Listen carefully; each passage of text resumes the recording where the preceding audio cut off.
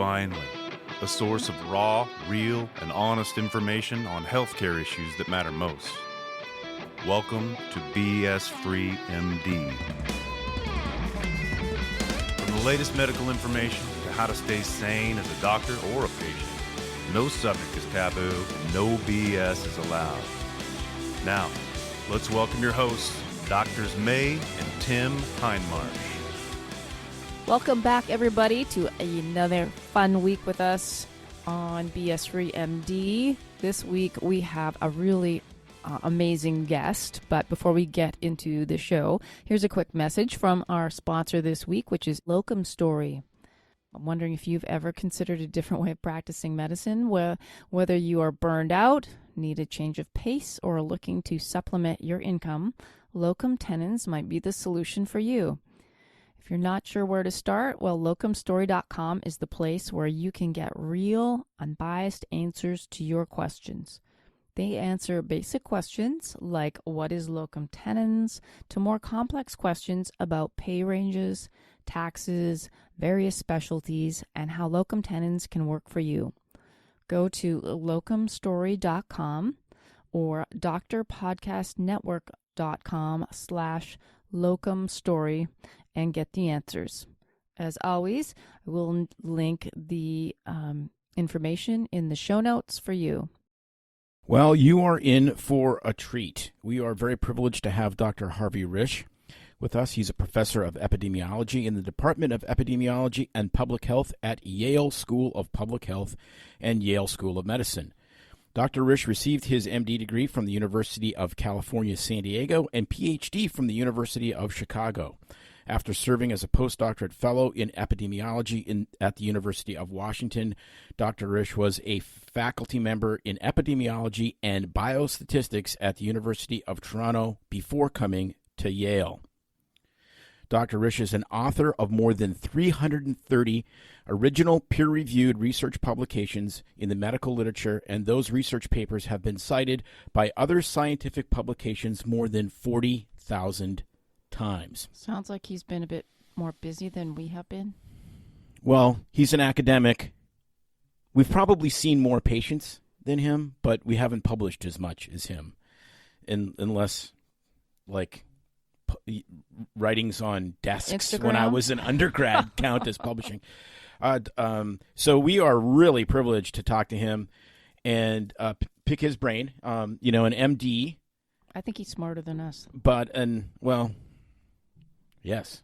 But go. It's interesting because we get into that. We're clinicians, and I think that ultimately when we discuss, the pandemic, treatments, early treatment, vaccination, and so forth, where the rubber meets the road really is what May and I are doing.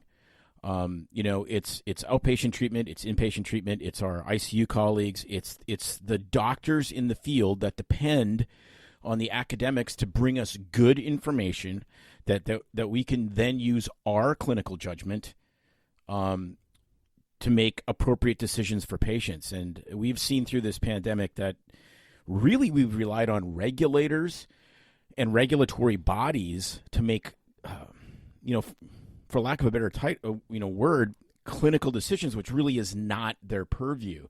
It's really weird. It's different. It's not like this has never happened in medicine, but at least in my lifetime, it's never happened in medicine to this degree. We're going to dive deep into these topics with Dr. Risch. As well as herd immunity in a little bit more detail. So here we go. Buckle up, kids.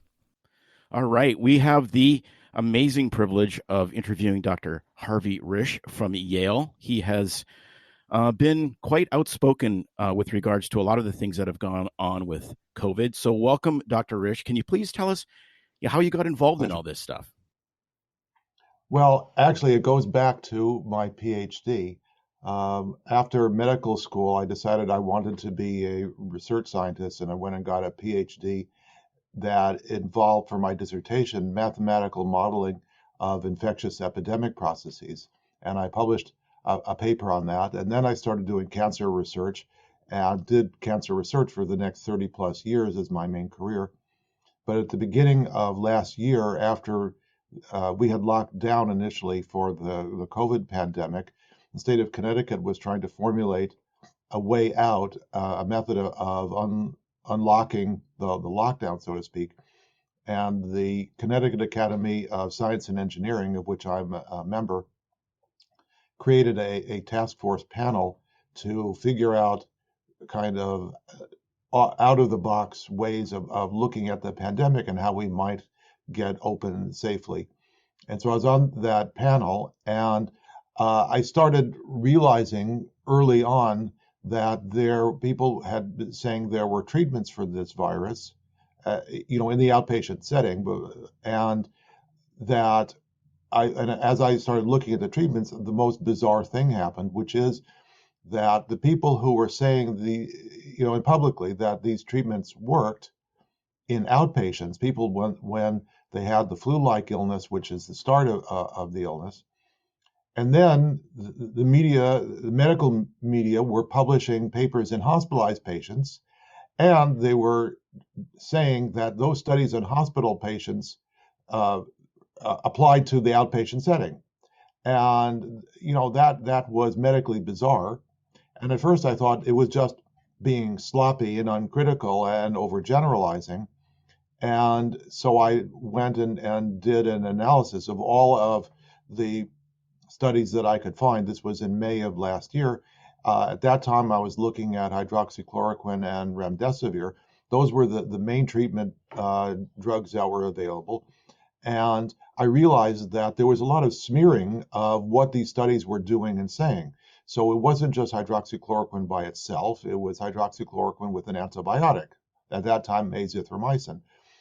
And with zinc, as Dr. Zelenko had said, the cocktail of hydroxychloroquine, zinc, and azithromycin was his first choice for keeping people out of the hospital and keeping people from dying.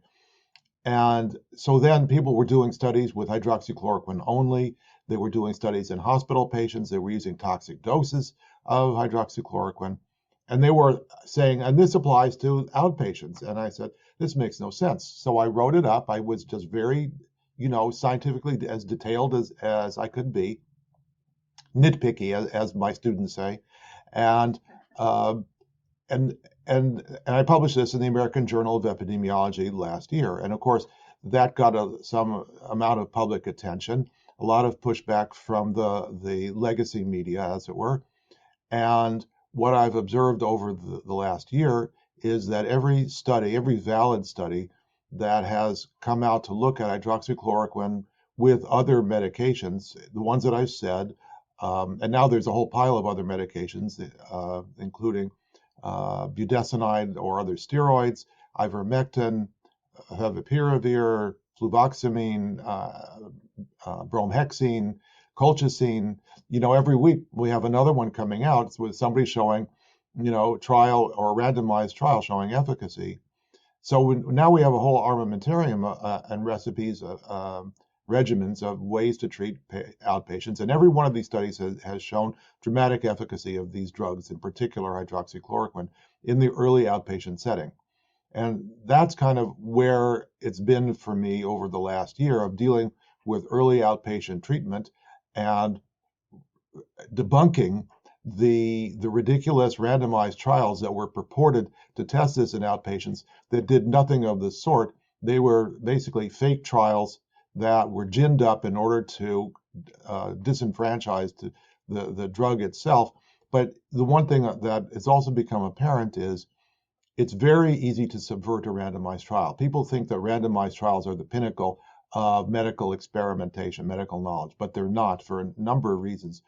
But one of the important things is it's very easy to subvert them in public view. And that is by creating outpoints that are touchy-feely, soft, that are not well measured, by giving wrong doses of drugs, by stopping trials early, by analyzing all possible outcomes when it's only a subset that are the ones that would be expected to show benefit, by generalizing to other people, by using people at low risk of outcomes, so there aren't any outcomes of interest that are the important ones like hospitalization and mortality.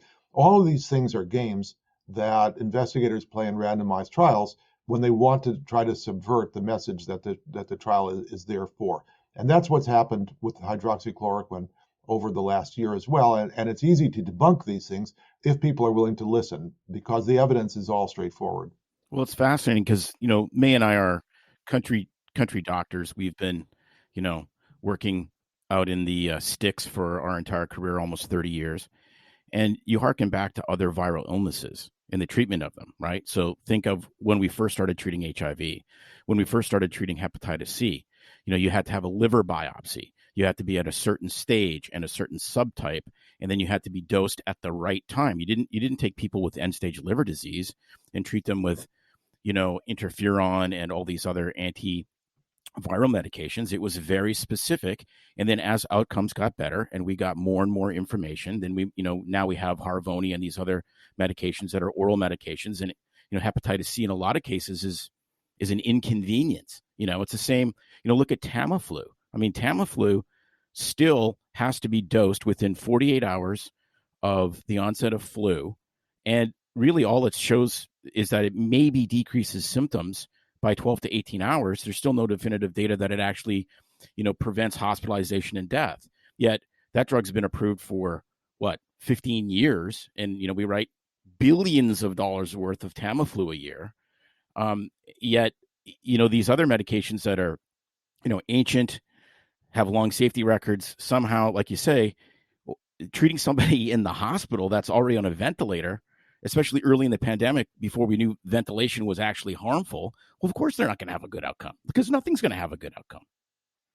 Well, we're gradually pushing back on that, but you're right that viral illnesses are not just treated with one single drug. They take combined regimens of multiple drugs, multiple agents, to treat them successfully. But this has also been kind of propaganda over the last 50 years that viral illnesses are untreatable.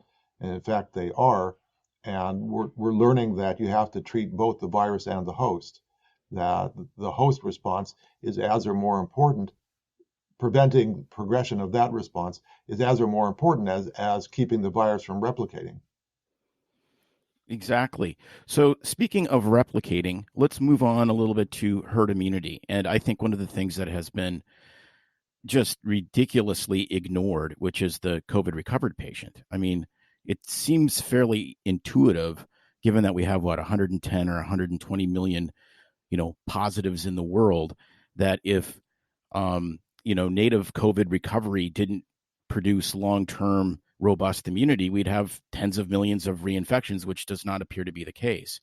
So explain to our listeners, who are both physicians and not, the concept of herd immunity, and specifically with regards to COVID. Okay. Well, when you look at an epidemic, what you see, if you count the daily number of cases, that the numbers start to go up. They go up exponentially, and then it slows down and reaches a peak, and then starts to come back down the other side. Herd immunity occurs when you reach the peak. That is the definition of herd immunity. It's a technical definition that infectious disease epidemiologists use. It goes back at least 100 years now, and that's when herd immunity is reached, when you're at the peak of the cases and the epidemic has started to decline. Now, that isn't enough to make it go away. Okay, that just tells you that it's not getting worse, but it's still there. What you want is to make it go down fast, so that it goes down to zero ASAP. That is a different question than herd immunity.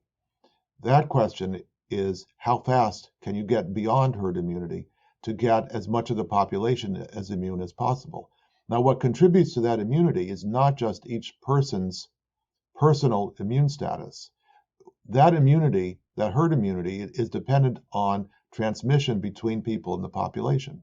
So anything that interrupts that transmission is equivalent to herd immunity. And that's why lockdowns contribute to that. They're not foolproof. They do contribute to that. Why vaccination contributes to that. And why the immunity that people have, either from before the pandemic occurred or from having been infected, either symptomatically or asymptomatically with the virus and having generated immunity, all contribute to the reduction in transmission and progression beyond herd immunity. So that peak of the infection curves in the United States happened last fall. It happened for most states in October, November last fall. And since that time, almost every state, except for the ones that held the longest lockdowns, have been declining dramatically to the point where places like North Dakota, South Dakota, Tennessee, Rhode Island have had, they're virtually back down to almost zero cases, very small numbers of cases going forward. And the reason for that is they have combined immunity of about 80 to 85%, or maybe even more today. And this combined immunity arises because you probably have about 60% of the population that has had the virus. Most of that, 80% of that, is believed to be asymptomatic. People don't know that they've had it. They've had it with either no symptoms, or they might have had a fever for a day or two, or a runny nose, or a headache, and that was it. That basically it was extremely mild for the majority of people who got it. But people like that develop immunity, just like people who get sicker.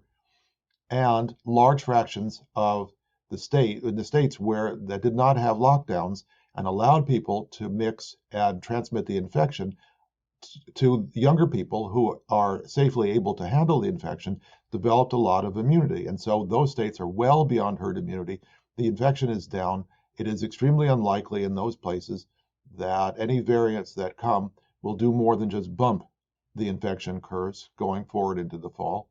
And we'll have to see how it goes. Now, states like Vermont and Hawaii that had the longest lockdowns have the least immunity, because when you lock down a population, you don't generate any herd immunity. You don't generate population immunity because the people who can tolerate the infection don't get it. Young people don't get it. And so that means they're sponges. As soon as you open them up, the populations are sponges to get all these new cases, and that's what happens. And so all they've done by locking down is just delayed what was going to happen eventually. Now, that means today they are more in need of vaccination in order to control their epidemics, because they didn't do it by basically what was harmless transmission between healthy younger people. Those people need to be protected, especially high-risk people, which has been the whole bottom line of everything throughout the pandemic. High-risk people are people, say, over age 60 or 70, people who are obese or have diabetes or chronic conditions that make them at higher risk of having a bad outcome from being infected with the virus. Low-risk people have very low risk of having a bad outcome or dying from the virus. There are some people who will have what we call long COVID, which means that their symptoms last for longer periods of time. But all of those, and the high-risk people too, can be treated if they're treated early with the drugs that we were talking about before, can be treated very effectively and reduce their risks of mortality, reduce their risks of long COVID. And so these drugs, which are actually, I would call them now an open secret out in the population, are being used by telemedicine clinics and doctors who are comfortable prescribing them, as they should be. But there are some across the U.S. And I'd say that as of now, we know that one telemedicine group has treated 70,000 patients with hydroxychloroquine, and two others have treated 20,000 each. You have Dr. Zelenko, who's treated 3,000. Doctors Farid and Tyson in Southern California have treated 4,000. Dr. Proctor in Texas has treated 3,000.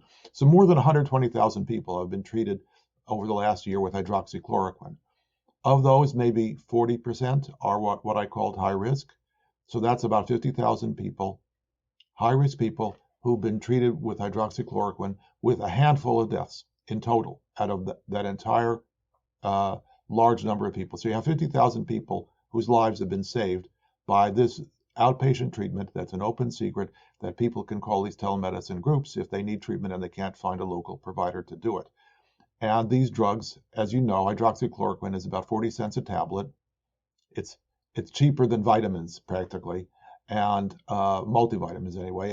And you know, so there's no reason not to be using this to save people's lives, and it's very effective for doing it. Of those 120,000 people, there was no death from hydroxychloroquine or any of the other medications. So we know that these are safe medications. And that's the bottom line, is that we need to use everything. Vaccination is good.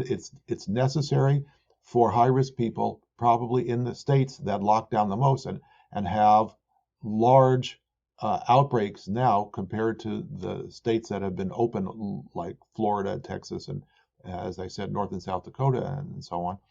So those people who are vaccinated are still getting sick, less than had they not been vaccinated and gotten COVID. But 10% of people who are vaccinated still have a risk after 2 weeks after their last dose of the vaccine, still have a 10% risk of getting infected. And in fact, what we know now is that within 7 to 10 days after each injection of the vaccine so far, people are at least at a threefold increased risk of having COVID or other severe respiratory disease.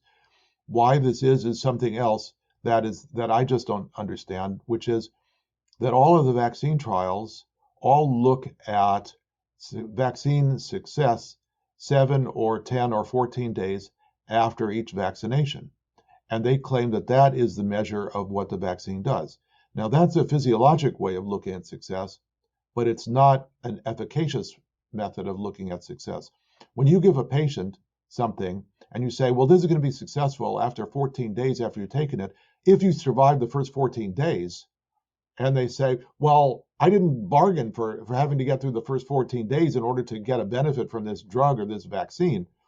The whole point of the efficacy of a vaccine is you give it to the person, and that's intention to treat, and then you see what happens, period. There's no waiting period that doesn't count if something bad happens. And in fact, we know that over 7 to 10 or 12 or 14 days after each injection, the immune system reduces its function. You have reduced white cells in the blood because this is a time when the immune system is coping with what the vaccines do, and the people are much more susceptible to either COVID that they've had asymptomatically before or COVID that's around in their environment.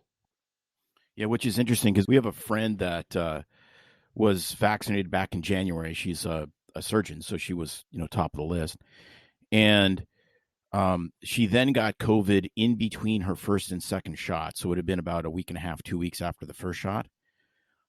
Was a mild illness, as you would expect in an otherwise healthy person that was not particularly old. And then she got long COVID, which has been entirely disabling. I mean, she cannot do physical therapy without desaturating. I mean, it is an absolute disaster. And you sit there and you go, well, is this, vaccine-associated disease enhancement? Is it just bad luck? I mean, who knows? I mean, it's really unknowable. I did obstetrics for 12 years in my family practice. I had a very robust pediatrics practice, worked out in the country, underserved area, have given thousands and thousands of pediatric vaccines. I have not seen more reactions to a vaccination in my entire life than with this COVID vaccine. I've seen more reactions in the last 5 to 6 months than I have in 28 years combined of vaccinating children, adults. This is a completely different paradigm. Right. And so what you're addressing is the risk-benefit analysis for taking this vaccine. And this is why I said that high-risk people who might do poorly on getting COVID itself have a reason to evaluate their risks from taking the vaccine. Now, of course, we know that this is only in the circumstance that they can't get early treatment. And this is the reason why early treatment was blocked, because early treatment in high-risk people solves the pandemic problem, and you don't need vaccines at all. However, that's not the course that this epidemic has run, because of forces that have affected the public messaging about how to manage the pandemic. And because of that, early treatment is a subversive idea that you can only get by quietly under the radar finding a telemedicine group or a doctor who's willing to prescribe early treatment for you, even though it's perfectly obvious that it works quite well. So what we're stuck with is having to manage risks and benefits. And that means that, as you said, healthy people under age 60 or whatever, there's very little expected benefit and a higher amount of risk. Now, you've said that you've seen all these adverse events. Most of them are, not as life altering as the rare cases. These are still relatively infrequent, even if there's been 25 or 30,000 significant adverse events so far out of 100 million people who've been vaccinated in the US. It's still infrequent. So most people have been vaccinated and are okay with it. We don't know what's going to happen in 2 or 3 years. That's a whole different question. But even though there's been large numbers of these adverse events from vaccination, they're still relatively infrequent. And so it's not irrational to choose to be vaccinated, but the risks are higher for compared to previous vaccines. But there have been plenty of vaccines that were put on the market and taken off because of their adverse events, mostly related to SARS types of viruses and RSV and dengue virus and so on, that we know that they never made it past the initial marketplace usage because of the adverse events that were seen. So vaccines are not foolproof, even ones that have appeared safe in the initial trials. And one thing I'll say, I have no financial relationship to Novavax or to the COVLP vaccines, but both of those are non-genetic mechanisms. Nova just released its findings in a press release today on its US randomized trial showing very good performance, over 90% success in reducing moderate to severe COVID infection, and those are non-genetic mechanism vaccines that are likely to have fewer people with significant systemic adverse reactions to them. Whether Nova will actually bring them to market sooner versus later, they don't seem to know. The press release was ambiguous. But I think that there's definitely room. There's a lot of vaccine skepticism for the reason you just said. Why have we plateaued in the population at 100 or 110 million people willing to take these vaccines? There's a lot of skepticism because of these adverse events that they're not safe, even though by and large they are, but we don't know their long-term safety. And the short-term safety, there's all these people know people who've been adversely affected, neurologically, clotting-wise, all these serious things that are properties of an uncontrolled, uncalibrated amount of spike protein dosed in the vaccines through the genetic mechanisms. And so there's a marketplace of people who would be willing to take a vaccine if it weren't one of these genetic vaccines. And I think the first one of the Novavax or COVLP, or there's another one also under development, the first ones of those that come out into general availability will achieve a good market share because there are people who are waiting for them. There's a large amount of people who are skeptical of the others and would probably not be skeptical of those. I guess from my personal experience in where I'm working is that, I've just been blown away, like Tim has said, with the amount of correlation in reactions. And what we're seeing is actually young, healthy people coming in. So these are the low risk groups. Everything from, the typical rash on the arm that lasts for 3 weeks to myocarditis. I diagnosed a POTS syndrome in a healthy 45-year-old female. And the only thing in her history was recent vaccine within 2 weeks. And then discussing it in, amongst colleagues and physician forum groups, I'm thinking and worried that a lot of it is underreported because a lot of people go, oh, it's just a coincidence, it has nothing to do with it. It's just, everyone's getting vaccinated, therefore it's just a correlation. And it, you're right that these events are rare, but still, I guess my concern is how much is being underreported. And like Tim said, I think I could maybe think of one childhood reaction ever in the whole history of my career up to, the past 30 years of childhood vaccine reaction. And now just working in an urgent care setting and seeing all these crazy types of correlations, or reactions, Exactly. however you want to call it, just seems a little bit too much more than coincidence. And so my thing is, are we underreporting it? I filled in that VAERS thing. The paperwork is horrific. It takes forever. And it's, and I don't have an ongoing relationship with the patient because I'm an urgent care provider. So then they send back emails. They want follow up. I mean, it is horrific to fill that thing in. And I can see where a lot of people just say, screw it. Like, what's the point? Which is, also not really ethically correct. But I guess in my mind is, how much underreporting is there compared to what we're seeing? Probably an order of magnitude. Yeah. We know that the Harvard study that looked at reporting of conditions, not mortality, but various conditions, showed that the fraction captured in the VAERS is between 1 and 10%, which is pretty dreadful for anything epidemiologically accurate. But there are some other things. Tom Shimabukuro at CDC looked at myocarditis after first dose versus after second dose. So that's kind of an internally controlled experiment, and showed that for I forget which vaccines, I think the mRNA vaccines, that there was a substantially greater number of cases or risk of myocarditis after second dose than after first dose. The other thing that one can look at is by day after vaccination. And so I've looked at mortality by day after vaccination, and I think Dr. Rose has a set of slides. She did a podcast on the same kind of idea, but she looked at other conditions, anaphylaxis and other things by day after vaccination. And what you see is, for all three vaccines, you see a very large number on the day of vaccination. That's called day 0. And then it goes even higher on day 1. And then it starts to go back down and it drops off exponentially. By day 30, you're back to almost the baseline. Now, if these things were just happening by coincidence, you'd expect them all to be horizontal, that one day would be no different than any other day.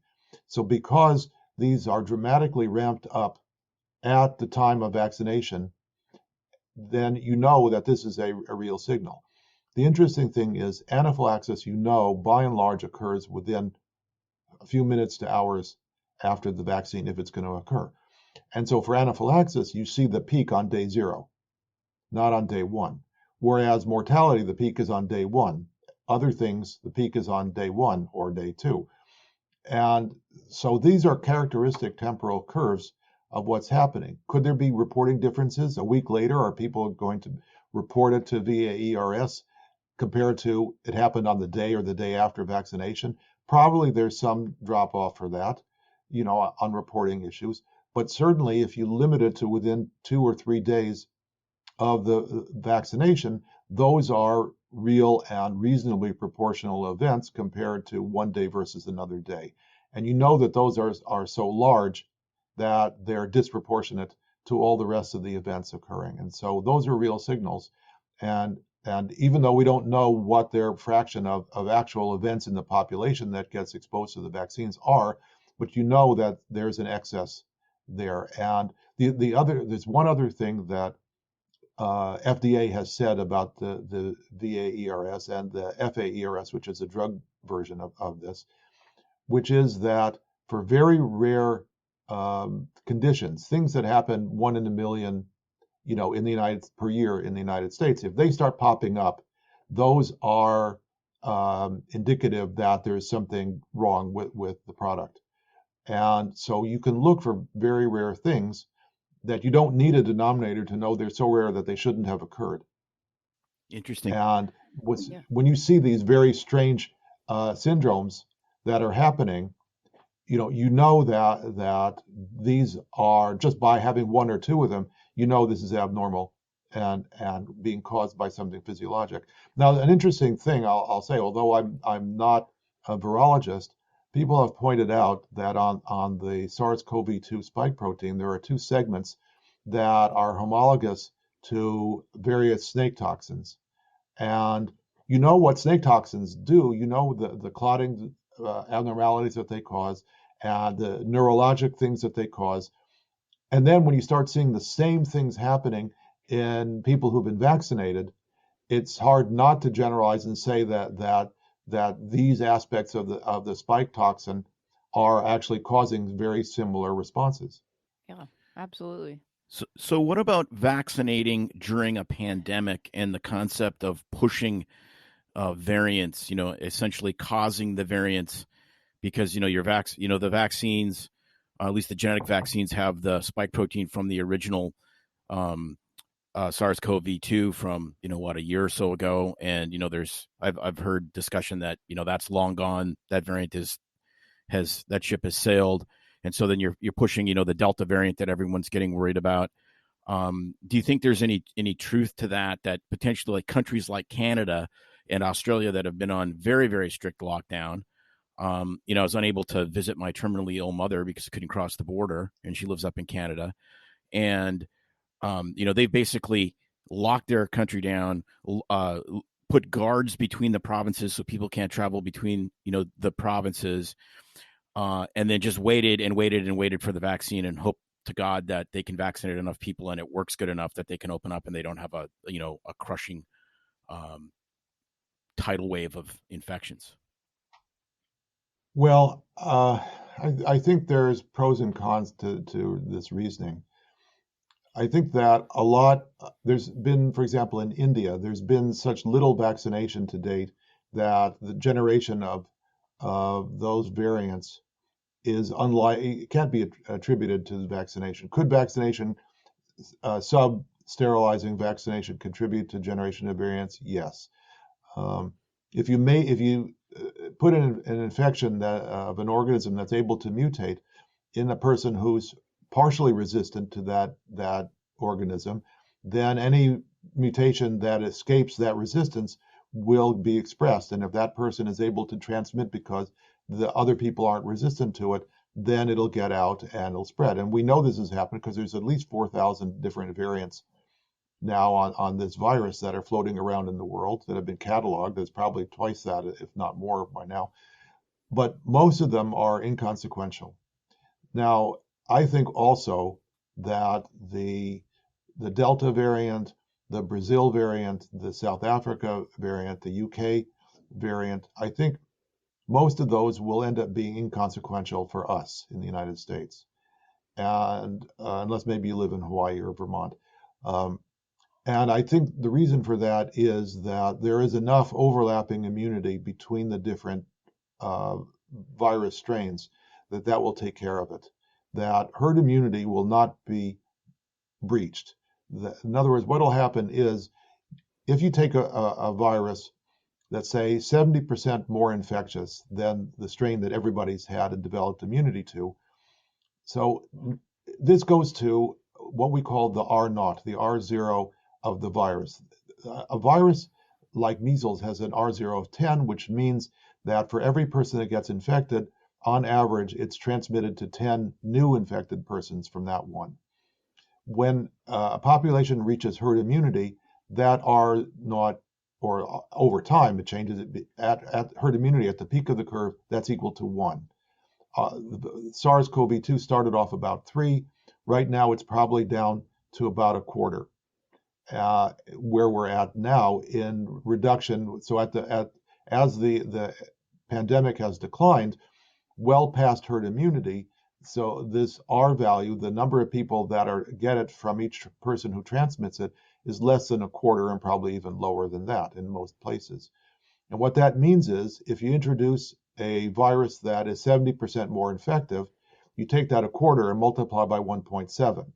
So what does that do? It means that the cases go up a little bit, that you get a bump, but it doesn't exceed 1. A quarter times 1.7, is 0.4 or 0.5, something like that. You're still not above 1, and so you're not going to escape past herd immunity.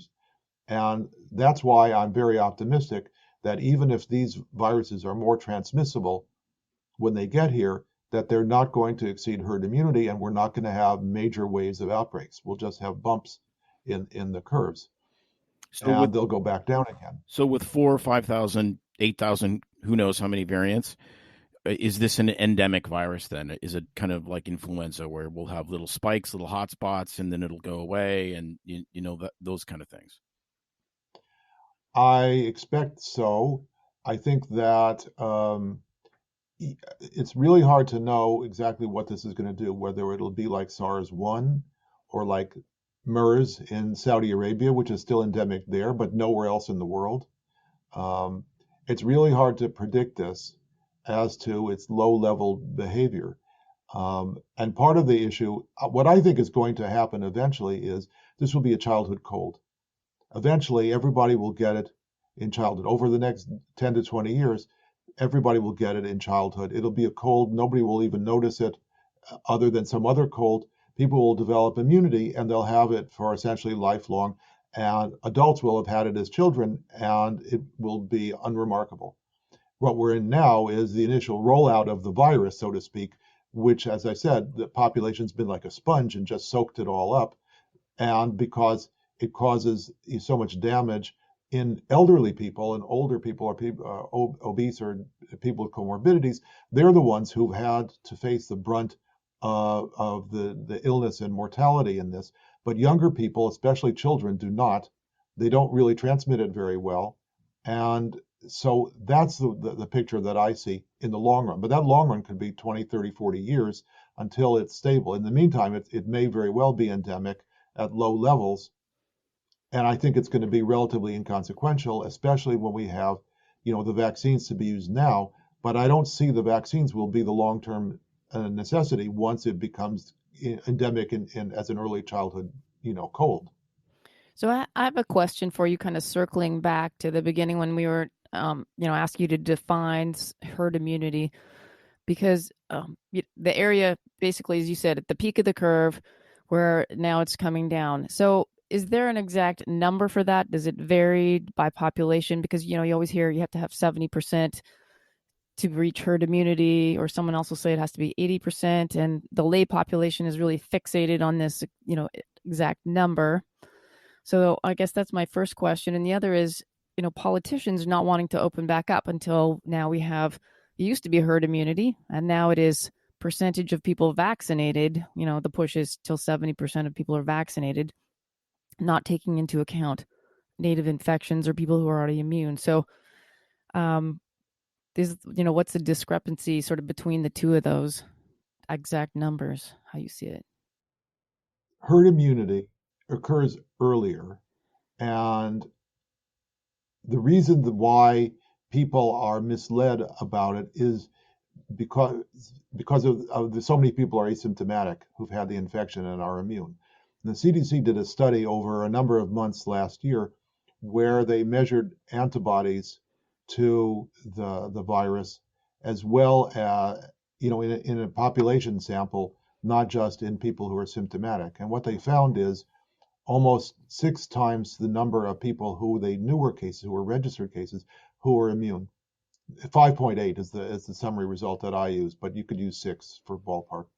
So that means that if a state like, say, North Dakota has had about 140,000 cases per million that were registered, that means, so 140, their population's a little under a million. They've had 110, 120,000 cases in North Dakota that they've registered, that they know about.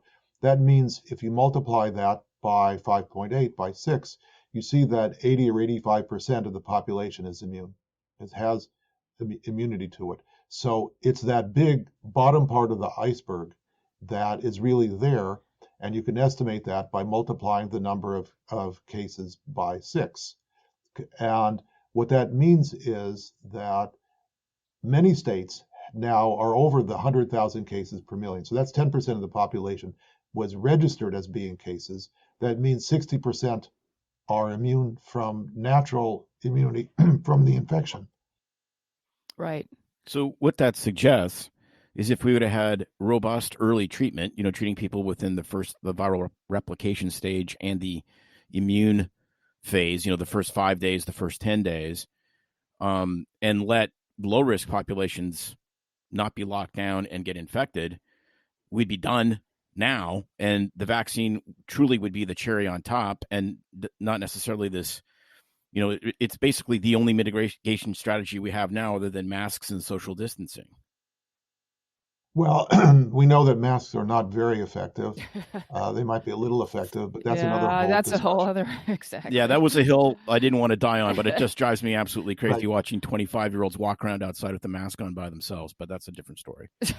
right. What's worse is people wearing masks while they're driving their Yeah, cars. Right. But, it's for good entertainment, that's for sure. well, as long as they don't get hypoxic. Exactly. Um, I know. so, I think that the lack of recognition that a large fraction of the population is immune is just part of the propaganda that we've been facing this whole year. That if your goal is to vaccinate everybody, you'll deny that natural immunity has occurred from infection. The WHO did this last year. They changed their definition of immunity to say it only occurred from vaccination. Yeah. This was absurd. That upended 100 years of understanding of infectious diseases. I have no idea why they did that other than to push an agenda. And there was so much pushback that they eventually undid it and put back that immunity arises from infection as well as from vaccination. And so I'd say that the vaccination plays different roles in different places. In a place like North Dakota, it's not going to add that much to it because you've already got large amounts of natural immunity. In a place like Hawaii or in Canada, it's going to be, much more important, especially in older people. But it's astonishing to me how we did things completely backwards by policies over the course of this pandemic. Last year, at the beginning of the pandemic, when I heard that Sweden was going to just do nothing and let the virus do what it was going to do, I thought, well, you're going to kill all your old people. And they said, oh no, we're going to watch them carefully. And then so what I saw was they were standing around stroking their chins, watching them carefully while all their old people died. And then we, in order to show that we're better than Sweden, we took our old people who got COVID and put them back into the residences of the old people who didn't have COVID so they could get it too, Mm-hmm. and killed all our old people even better than the Swedes did.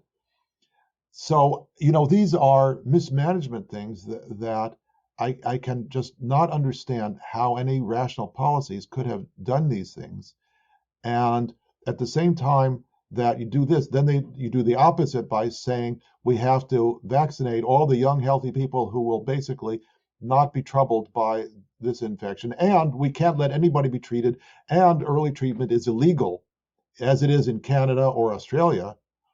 There's no other medications that are approved medications that, as we know, medications are easily usable off label, that physicians take responsibilities for using medications off label. They know what the risks are. They've used them. They have experience.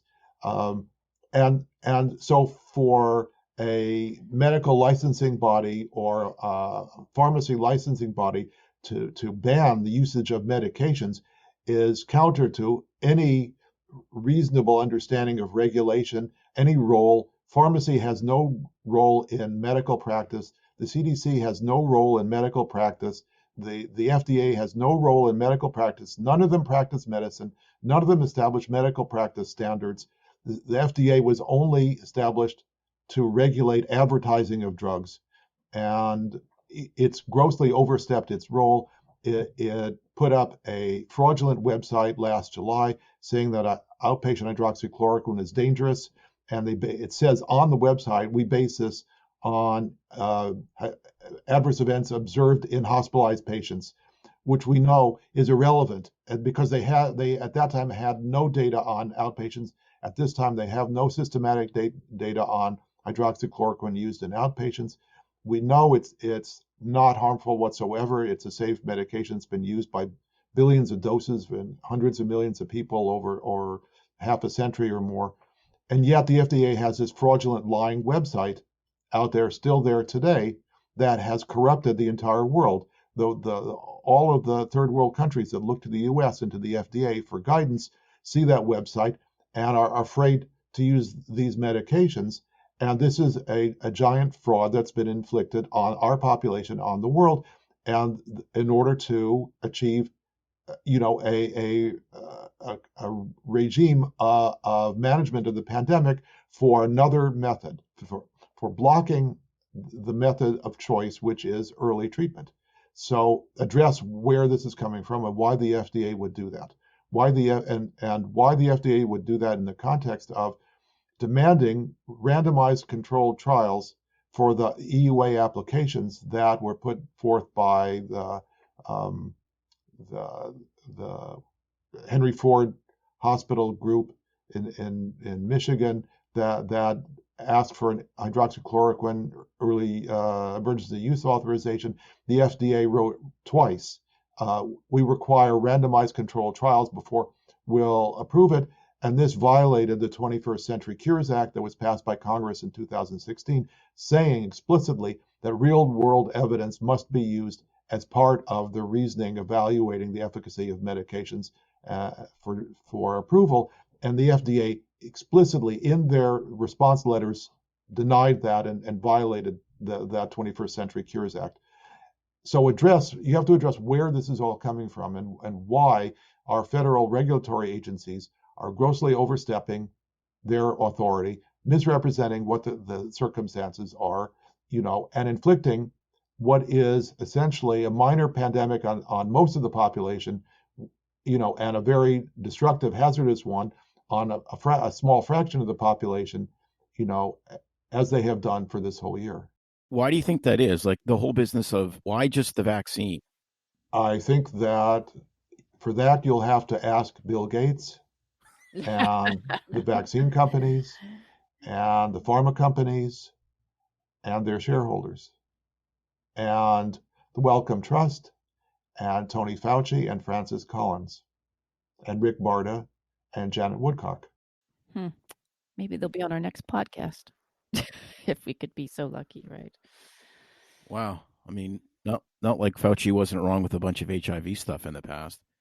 Well, yes, that's another history that seems to have repeated itself by orders of magnitude of his behavior in 1987-89 with blocking of Bactrim, that he was asked to make a public statement saying that Bactrim, and I forgot the other antibiotic, could be used for PCP pneumonia that was a problem in HIV-infected gay population at that time.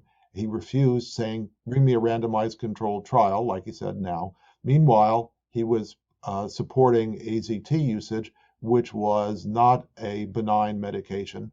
It doesn't work well by itself. That took a while to learn, but he was pushing that for treatment and blocking, by his behavior, Bactrim, which is a generic, cheap antibiotic.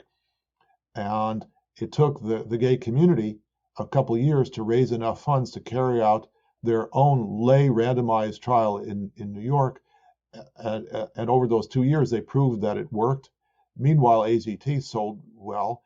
And over the 2 years, 17,000 gay people died in New York because they couldn't get Bactrim and so on to treat their pneumonias.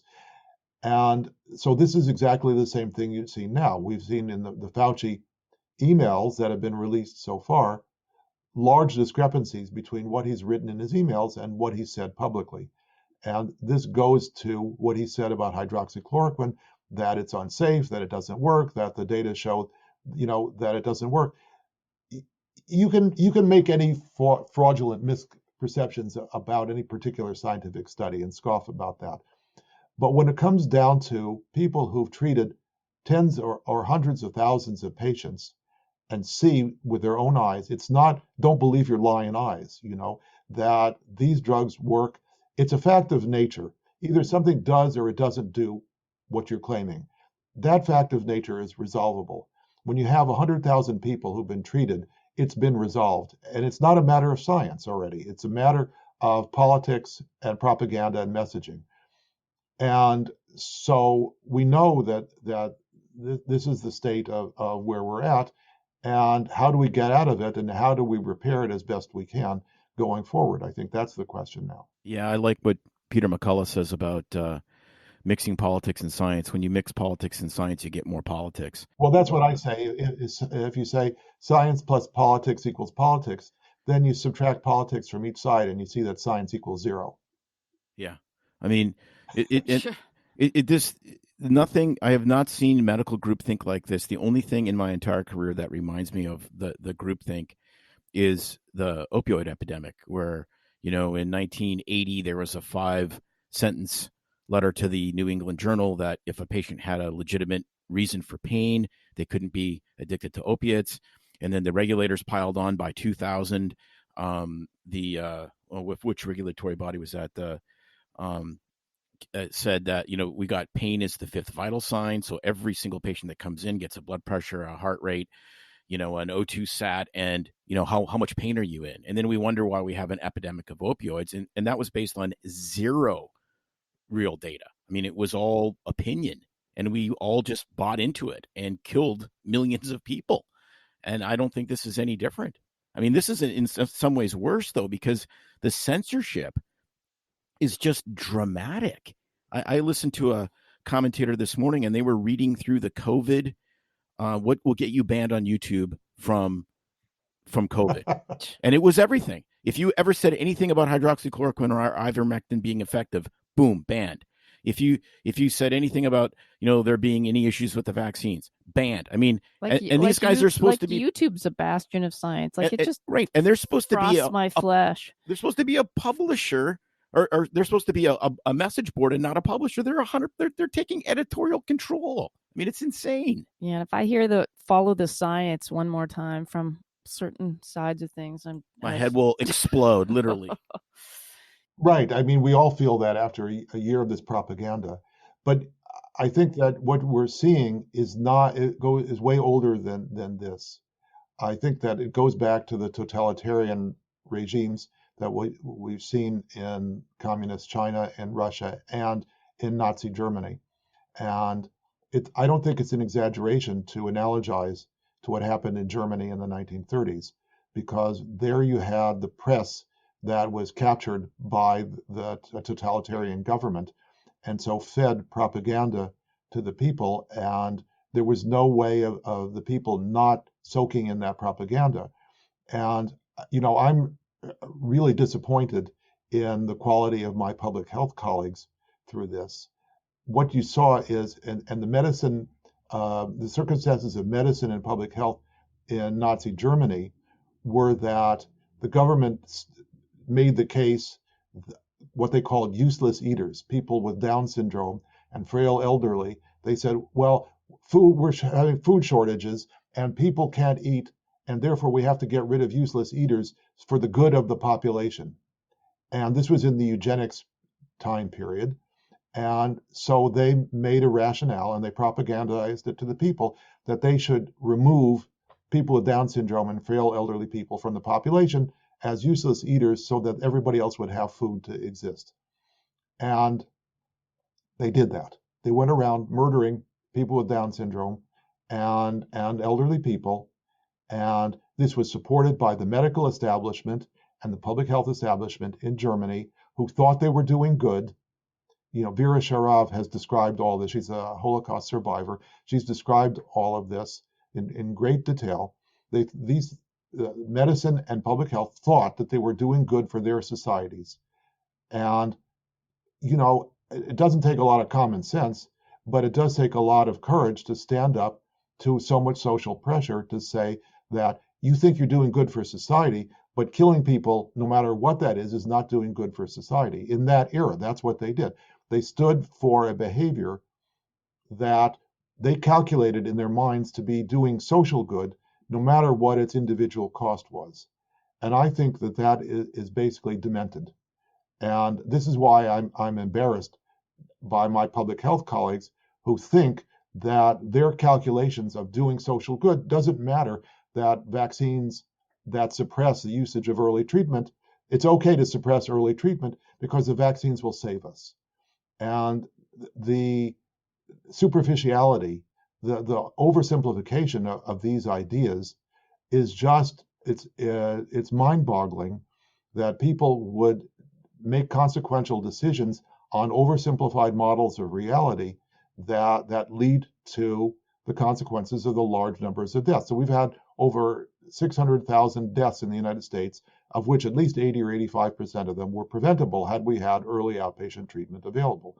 And that was suppressed by our government regulators, agencies, and chief speaking, propagandists for the government saying that these outpatient treatments don't work. Well, of course they work. We've known that they worked for a whole year.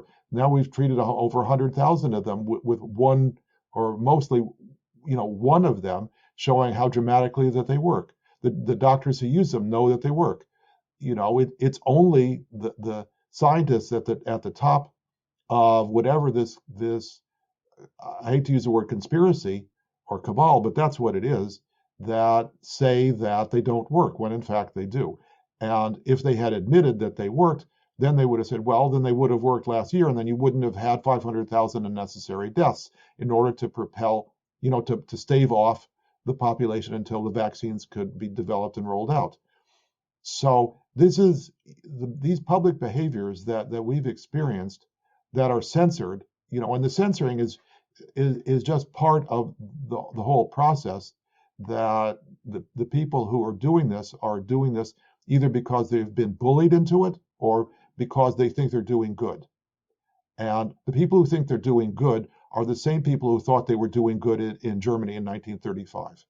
Well, I'd never in my life really understood the Milgram experiment, where he said, normal, decent people carried out the Holocaust, and it's just kind of like, yeah, okay, I get it, social pressure and so forth. But what I have seen, from medical groups, from advertising on television with, they have a guy who's a mill worker in the middle of Oregon, and I got my vaccine because I'm doing my thing for the country or for my state, and I just want to get back to normal, and on and on and on. And it really is.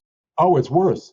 It's worse. You have people saying, my 16-year-old child, died after taking the vaccine, and he did it for the country. Huh. Wow. Yeah, make Goebbels blush. Wow. Really, the people believe, the propaganda that they've been fed, and they turn around and they proselytize for the propaganda. And it's part of human nature.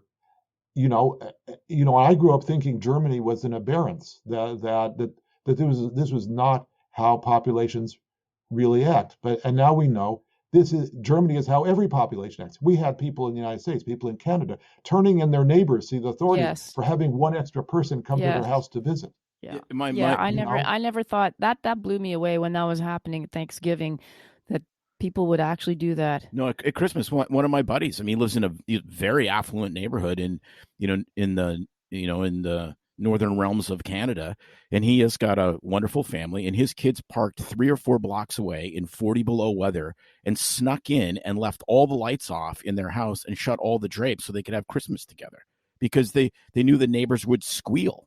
And I'm like, really? Mind-blowing. Right. And where is the moral fiber in people? Where is the ethical realization in people that they're not hurting you, they are doing something that is not, increasing any risks? People are just so brainwashed to think that they have to support these messages no matter what the risks or penalties are. I suspect that if you gave these people a gun and said it's okay to shoot people if they have an extra person in their house, they would just go out and do it. Yeah, I don't know. Because it's a total slippery slope. This is what happened in Nazi Germany. Like you said, they started getting rid of the people with Downs or handicapped people and elderly to save food. And then this is the next group, because, we'll just keep going. And it just keeps on going until you're right. You're shooting your neighbor because they're having people over. But when they moved it politically into a religious group, into the Jewish community, they framed it as a public health crisis, that the Jews were dirty and were going to infect the good Aryan Germans. It was exactly the same kind of thinking. That's right. A propaganda message works. Propaganda works, and the most useful idiots are the ones who believe in the propaganda, and they spread it. And what we've done is we've made, by really college and university education, has made everybody so intelligent that they're stupid. Well, yeah. That they believe in these theories, over common sense. Right. It's who was that? Malcolm Muggeridge said that you've been educated to imbecility. Right. Yeah, well, all it takes is watching a few of these fun talk shows on TV with they have these different people go out on campuses and interview them and ask questions on politics and people in social. Georgetown that are in Washington and don't know that there's 3 branches of government. Like, holy crap. Well, there's actually 4, but the fourth one has just become a slave to one of the third. Yeah, Exactly. The press. Exactly. Good point. So I think on that unbelievably happy note. Oh yeah, I know. Well, look, we need to come out of this. The opening up of everything and having early treatment available, using the vaccines, for older people where they're indicated, and so on, is going to get us out of it. We just have to be open and stop censoring. I totally agree, and I hope that there is kind of a pushback. I've never felt sort of that almost spiritual kind of fervor for such a time as this. I'm still a practicing physician, and I've definitely started to go, okay, I've changed my treatment in patients when I see them in an outpatient setting. I challenge my colleagues. I'm like, hey, where's the common sense in all of this? And, I try to be nice. I think it's important that it's not just the message, it's how the message is conveyed. But I'm like, no, this is masks are not a hill I'll die on. Vaccinating 8-year-olds is one I'll die on. Yeah. I've made my mind up. Right. That's exactly what I've been saying also. You pick your battles that are the important ones. For sure. Well, we really, really appreciate your time. This was just wonderful. It just, honestly, you talked about, sponging stuff up. It just felt like I was sitting in a hot tub of common sense, which has been like sorely missed over the last year. It's been like a desert around here, at least where we live, a total desert of it. So thank you so much for your time. It's my pleasure. Great to meet you and great to be with you. Awesome show, obviously. Before we finish up, I want to remind everybody to not forget to visit our sponsor, locumstory.com or drpodcastnetwork.com/locumstory to get real, unbiased answers to all your locum tenens questions.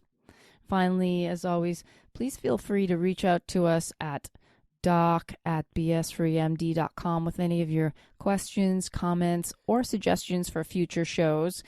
We are always looking for input, especially into ideas for doc tales of anything you want to hear. But if you've got any great recommendations for our series on the doctor as patient, we would love it, as well as any show topics you want to hear. It's no secret that medicine is a bit, uptight. That's why Tim and I created BS Free MD, to mix things up a little and have fun in the process. Besides, we are having these exact same discussions all the time, so we thought we might as well invite everyone to the party. If you really like us, you can get plenty more, and maybe see one of Tim's cool tattoos on our Instagram or Facebook pages at BS Free MD. See you next time.